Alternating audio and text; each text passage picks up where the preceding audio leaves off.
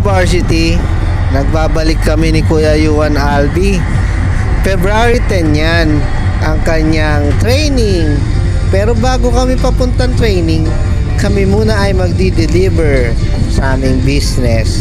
At yan ay papunta na kami yan sa kanyang training sa sports camp sa Imus Lotus Mall. Yan mga ka-varsity. Dalawa lang kami niyan kasi birthday ng lolo niya yan eh.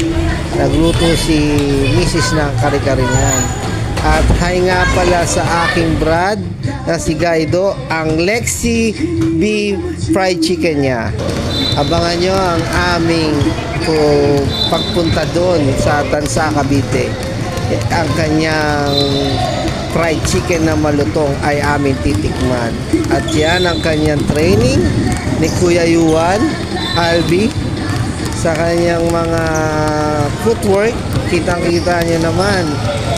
Medyo ngayon, isang linggo siya hindi nakapag-training nung last February 22. Hindi siya nakapag-training kasi kuha ng card yun eh.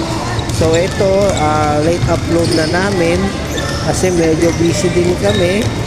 At lalo na ako mga ka-varsity, busy sa work. Kaya yan, pinopost ko na medyo late yung aming training ni Kuya Yuan Albi. So panoorin nyo ang kanyang progress mga ka-varsity. So siguro next year makakasali na siya ng mga liga-liga sa 10 below. Yan mga ka-varsity.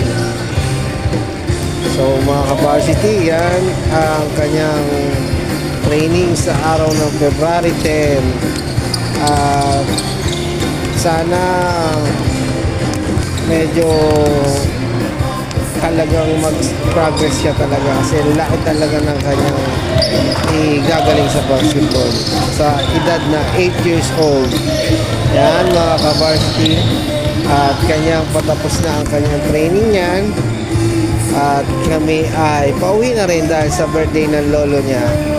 So mga ka-varsity, hanggang sa uli, bye bye.